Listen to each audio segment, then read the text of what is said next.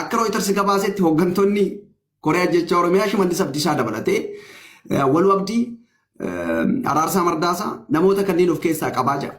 Hariiroon isaan qaban maali? Gaafiin dhumaataan si gaafachuu barbaadu dhimma Wallaggaatii fi godinaalee naannoo Amaaraatiin wal daangessanidha. Naannoo kana keessatti azaaba uummanni arge azaaba gosa lamaati arge. Tokko waraana mootummaa fi waraana bilisummaa Oromoo jidduutti waraana geggeeffamu.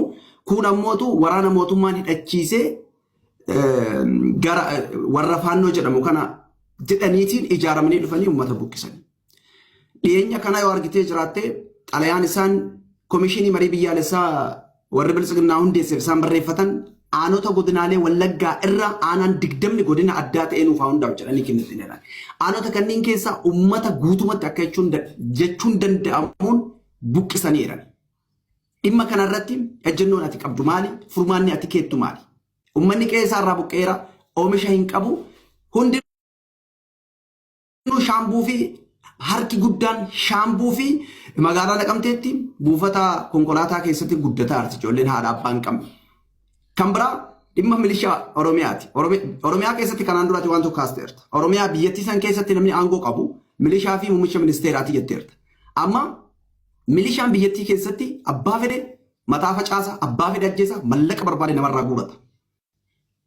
Kafaltiiwwan nagahee seeraa hin qabne kan milishaan qotee bulatti qabatee irraa fudhatu lakkoo isan qabu. Dhimma kanarratti hoo maal jetta? Aangoo kana eessaa argate? Galatoom ulfaadha. Okay, galatoomii ibsa. Galatoomii ulfaadhu maammee keenya akkasuma Jawaar carraa kanaa kanatanii gaaffii asii dhiyaachuu xiyyaa fi galatooma ulfaadha. Gaaffii haga takka lama sadii takkan qaba. Gaaffiin ta'an takara keessatiin warra biyya bulchuu irraanitti dhuftee Jawaar dhibbaan dhibbatti fannoo deeggaraa fannoo wajji jiraa. Inni dubbii tana sirrii gaafadhuu jedhanii waan kanarraa isa akka ibsan uffannetu inni deeggartamu hin deeggartu.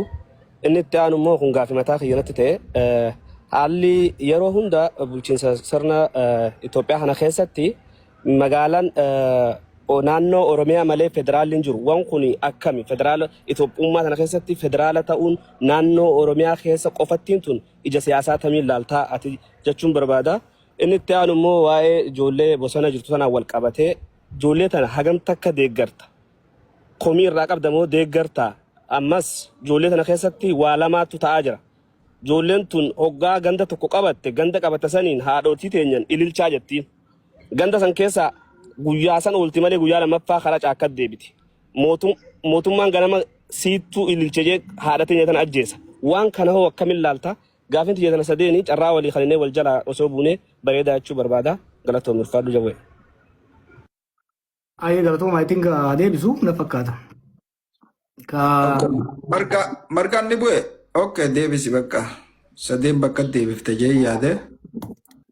Dura waa'ee gaaddisaa wal qabatee fi mooraa qabsoo ni ibsita. Ce'umsi waan amma karaa qaba. We're moving from liberation movement waggaa 50 sochii liberationiiti. Gita gittaa warra biraa irratti godhaa turre.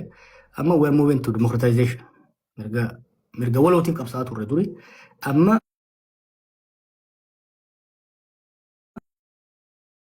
jimaadhaan wal qabatee saamichi gibiraa adda addaa kun wal qabatee gadi nagee wal qabatu kun namoonni Oromtichii fi Oromtitti akka dhuunfaatti Oromoon waliigalaatti qabsaa turre. Amma Oromtichi akka mataatitti mataatti mirgisaa eegamuu qaba. Haja'u irratti kan socho'aa jirru mooraa eessisaa deema.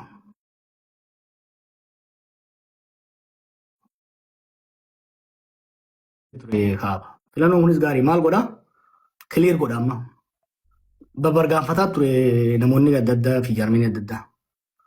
Amma Oromoon bakkuma lama jirti. Bakka lamatti adda ba'uu qabdi. The haves and the have nots. Warra aangoo qabatee sirna kana fufsiisuu barbaaduu fi lakki jijjiiramni dhufuu qabaa warra jiru qofa.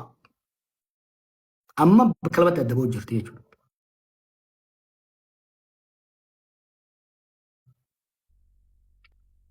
Sirna kana fufsiifnaa akkuma jirutti Oromoo ajjeesaa nyaataa itti hafuufuu nyaatuun ajjeesuus Oromoodhaa itti hafuufuu lakki Oromoon kan qabsoo kanaaf miti nagayaan baatee galuudha qabdi. ooyiruu fi irratti dalagattee saamamuun qabdu haja'u bakka lamatti adda bahee jira jechuudha.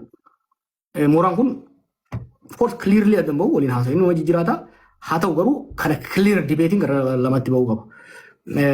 Warri qabsoo irra jiru jireessaan wal qabna mariilee hedduus ni goona sun isin yaachisin akkasuma itichaa jirra isinitti amma duras akkuma godhaa akkumatti gargaarsaatuma waan uumne ammas uumaa deemna jechuudha. Waa'ee gaaddisaa jettee gaaddisa ormaa aangoo irra jiru kanaatu fashalse. Maaliif yaadni gaaddisaa maal ture? Gaaddisa harka Oromoo qofa osoo hin ta'in booda gaaddisa akka Itoophiyaatti uumne eliitiin hayyuun biyya sanii waliin mari'atee wal lolee osoo hin ta'in waliin mari'atee wal falmee furmaata haa fidu